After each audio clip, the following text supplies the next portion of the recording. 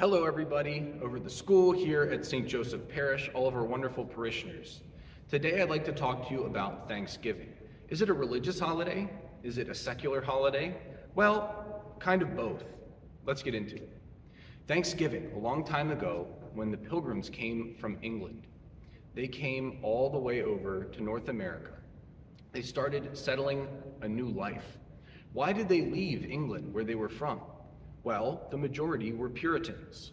It was a Protestant sect of the English Church, the Church of England. So let's go back even further into history. Remember, England at one point was all Catholic. Then the king at one point separated from the Catholic Church to create his own church, a national church, the Church of England. Then from that church, the Puritans broke off, and they were being persecuted by the English Church. The Church of England was persecuting the Puritans. So the Puritans fled their country and came to the United States. At that time, it was just North America, and they settled on the coast of Massachusetts, among other places. But Massachusetts is the most reputable place that we can draw from. There they mingled and spoke and enjoyed the company of Native Americans who they shared trinkets with, they sold things to, and they had a dinner called Thanksgiving dinner, or a lunch, some type of a meal.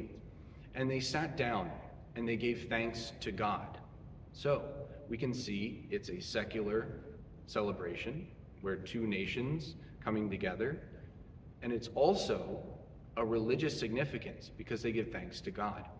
Why else is this so important? Why is it in November?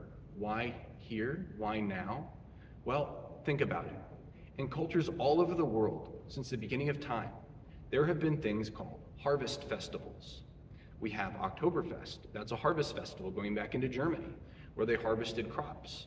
We have Halloween, which originated as a harvest festival in the Celtic islands for harvesting the crops as well, which they added another significance to it. But here, at Thanksgiving, this is a harvest festival just a little bit later, where they brought together all of the things, both produce and animals, where they prepared, everything was ready to be eaten and ready to be used. So they had this, and every harvest festival in any culture throughout all of time has always had a very high significance of God. They always thanked God for the wonderful harvest that they got each year, because they depended on God completely. They didn't have tractors. They didn't have pesticides to keep the fruit and the crops living. They depended on God completely. So that is why Thanksgiving is both a secular, but more importantly, a religious holiday, because it's intimately connected with thanksgiving to God for God giving them a fruitful harvest at that time of year. So we can ask in our own hearts, what is the harvest of our own hearts? Have we thanked God for the people who are in our life? No, we do not necessarily toil for food anymore, but we still depend on God for it. But let's think of the produce that God has given us in other forms, our family and our friends, those who depend on us, those who may differ from us, but those who we still love. So let's focus on that, the produce and the harvest of our hearts that God has given us on this coming Thanksgiving Day.